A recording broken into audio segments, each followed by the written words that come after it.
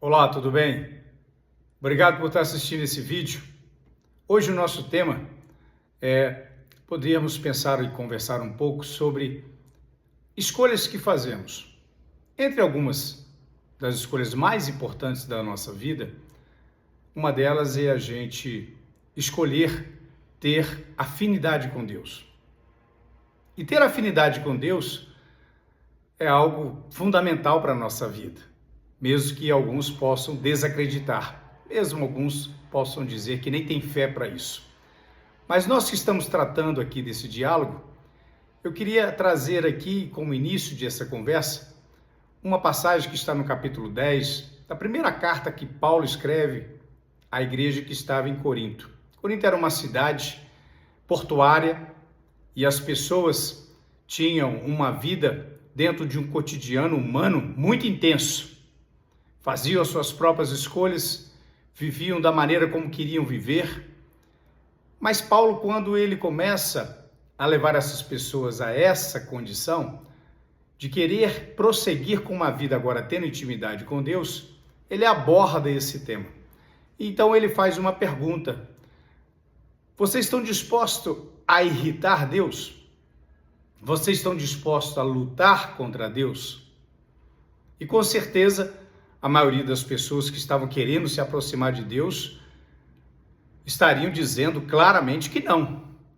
Mas aí ele entra na questão. Ele fala o seguinte: olha, todas as coisas são lícitas, mas nem todas as coisas convêm. Todas as coisas são lícitas, mas nem todas as coisas edificam.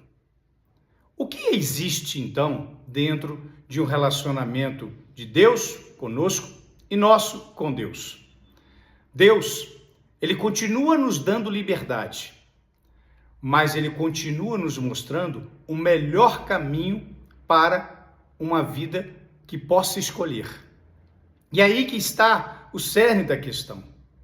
Quando Jesus, ele fala para uma mulher que estava ao ponto de ser apedrejada, porque segundo a tradição judaica ela foi pega em adultério, segundo a tradição judaica ela deveria ser apedrejada, e segundo a pressão que os religiosos e o povo fez para Jesus é que aquilo pudesse ser realizado.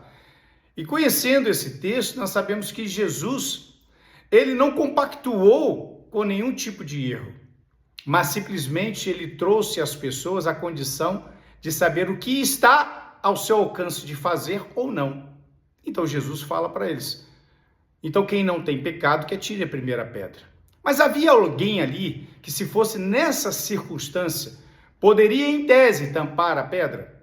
Sim, haveria. Jesus, porque ele não tinha pecado. Mas aí Jesus falou para aquela mulher: olha, eu também não te condeno, mas vai e não peques mais. Aqui que a gente consegue encontrar e compreender o que Paulo está agora dando uma aula didática, prática, para os crentes daquela região em Corinto e para toda a humanidade. Nós continuamos a ter liberdade. Jesus falou para aquela mulher: você pode seguir, os teus acusadores nem estão mais aqui, vai adiante, mas não peques mais. Nós podemos, com Deus, continuar a nossa vida, mas Jesus não quer que a gente peque mais. Todas as coisas continuarão sendo lícitas, mas nem todas as coisas convêm e nem todas as coisas edificam. E o que realmente convém e o que edifica? É aquilo que Deus preparou para que a gente possa usufruir.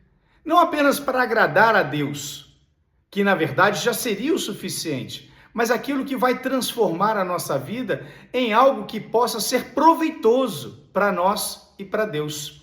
Então, quando a gente foge daquilo que nós somos provocados, e dentro do âmbito religioso chamado de tentados, quando a gente não cede a esse tipo de tentação, ou quando a gente não regride ainda mais ao pecado, mas segue confiando em Deus, Deus, ele continua mantendo em nós essa condição. Você pode continuar indo e escolhendo, mas maior você será você escolhendo aquilo que você entendeu que é o melhor que eu pude proporcionar para você. Isso é que é a grande sabedoria disso tudo.